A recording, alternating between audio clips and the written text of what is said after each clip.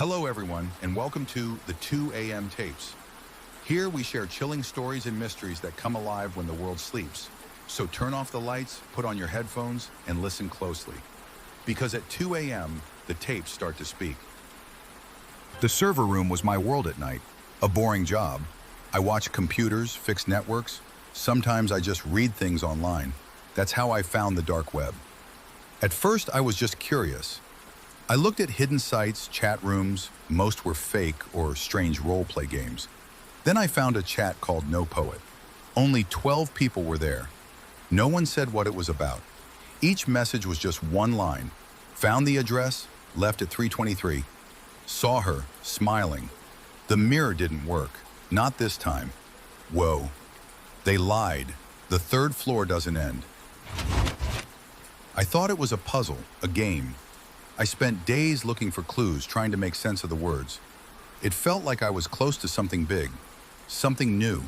The people in the chat were hidden. Their messages were short and cryptic. It felt special, like an exclusive game. I kept checking the chat, waiting for more clues. The messages felt real, like they came from a strange place, a place that didn't make sense. I told myself it was just a story, a clever game. My mind hid the scary truth. Then one day, a message appeared with a link. It was just one line, easy to miss. It said, "The address that doesn't exist." I was sure it was part of the game. I clicked it. The screen went black, only a blinking cursor. Then 3 lines of white text appeared. Do not enter if you are alone. Do not enter unless invited. Once you enter, the house enters you. Below it, a white box waited for input. No buttons, no password prompt, just a box. I typed the simplest word I could think of, hello. The screen flashed blinding white. My eyes hurt. The air in my small office grew heavy, thick with dust and old wood smell.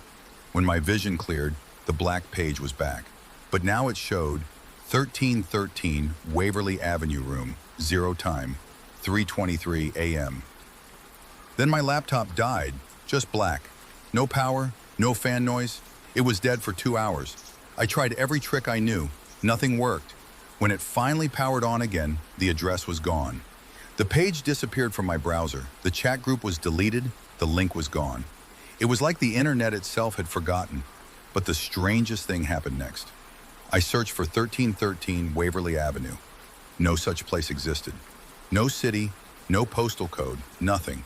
But I found old black and white photos, pictures of a Victorian house, charred around the edges, burned but still standing. Every photo had the date 3/2/23 scratched on the back, and in every window, blurry faces stared out. Not quite human, not quite real, ghostly shapes in the glass, watching. I told myself it was just part of the game, a clever fake, but a cold dread had begun to settle in my gut. For a whole week, nothing happened. The excitement of the game faded, replaced by a quiet fear. I tried to forget it, to go back to normal. I even slept well. A plain white envelope, no stamp, no return address. It came in my mail. Inside was a photo of me, sleeping, taken from above my bed. Impossible. I live alone, no cameras, no windows with a view of my room. My blood ran ice cold. On the back of the photo was written in neat, thin letters, 1313 Waverly, you're already on the list. The game was not a game anymore. It was real. It was in my life. The truth hit hard. I didn't find the address. The address found me. That night, I dreamed. I stood on a dirt road thick with fog that clung to my skin like wet silk. The air smelled of damp earth and decay. In the distance, a house loomed, a dark silhouette against a sickly pale moon. Its wood groaned as if alive. Above the door, peeling paint showed the number 1313. I walked toward it, pulled by a force I couldn't resist. The fog thickened around my legs, whispering in a language I couldn't understand. The door creaked open by itself. Inside, mirrors stretched into infinite hallways. Each reflected twisted versions of me, heads bent at impossible angles, mouths open in silent screams, eyes black and hollow. One reflection smiled, a cruel, unnatural smile. I woke gasping, cold sweat drenched my skin. Above my bed, words were scratched into the paint. Words that hadn't been there before. 3:23 is near. The paint chips lay on the floor like bones. Sleep fled after that. Every shadow grew longer. Every creak in the building became footsteps behind me. I taped over all mirrors, unplugged my laptop, deleted Tor, cleared every trace online. But it didn't stop. The feeling of being watched grew heavier. The cold in my apartment was no longer from the air conditioner. It was deep, bone-freezing. Shadows flickered just at the edge of my vision, vanishing when I looked. Then the clicking began, soft at first, like gears turning in the distance, like insects scratching inside the walls. It grew louder, steady, matching my heartbeat. I whispered to myself, trying to stay sane, but my voice sounded weak, strange in the heavy silence. One night, exhaustion won. I fell asleep in my chair, fully dressed, at 2:30 a.m. When I woke, the world was wrong. Thick fog wrapped around my legs, cold and heavy. The smell of decay was everywhere. I was outside, not on my street, not in my city. Only a wide, empty field under the pale moonlight. There it stood, the house from my dreams. Solid, burning edges. Windows like empty eyes. Roof sharp as teeth.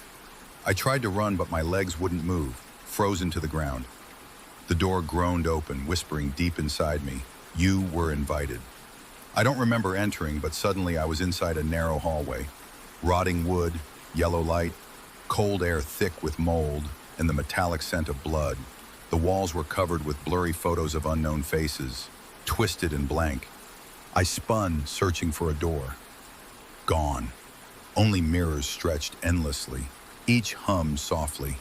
One reflection smiled, pale hand reaching through the glass, leaving a wet mark. I felt a cold touch on my cheek, as if something reached through. Its dry voice whispered, "You're the house now." The mirror tore silently, like the air itself splitting. Dark shards hovered, then vanished. Footsteps echoed from walls, ceiling, floor. The house was alive. I ran, heart pounding. Doors slammed shut one by one, trapping me, except room 0. It loomed like a dark mouth swallowing me whole. Inside, an old chair swung under a single bulb. Walls pulsed like a beating heart. Something forced me to sit. My limbs grew heavy, held by unseen hands. The light buzzed painfully, matching the clicking inside the walls. Then a voice spoke behind me, cold, ancient, filling every part of me. The house was never a place. It's a virus, a ritual, a loop. It needs a host. Something slid beneath my skin at the neck, cold, wet, clicking. It burrowed deeper like a parasite finding a home. Fear crashed over me, then a strange acceptance. I was no longer just watching. I was part of its plan. "Now, rest," it commanded, a cruel lullaby. I passed out. I woke at home, morning light weak through the blinds. It felt like a nightmare fading, until I looked in the mirror.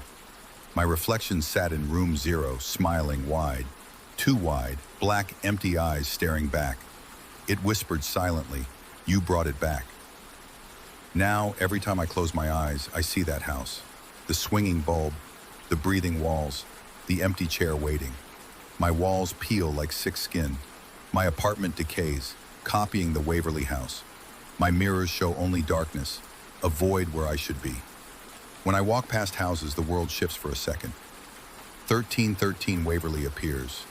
Burned edges, blurry faces watching. Then normal houses again. But the visions come more often now. The clicking is louder, inside me. Tonight is March 23rd. 3:23 a.m. is near. I can feel the house waking inside me. Cold, smart, hungry. Its parts spread, taking hold. I am no longer just me. My heartbeat slows, replaced by a new rhythm. The world blurs. The hunger grows. I can't fight. I will let it in. The circle continues. I am next.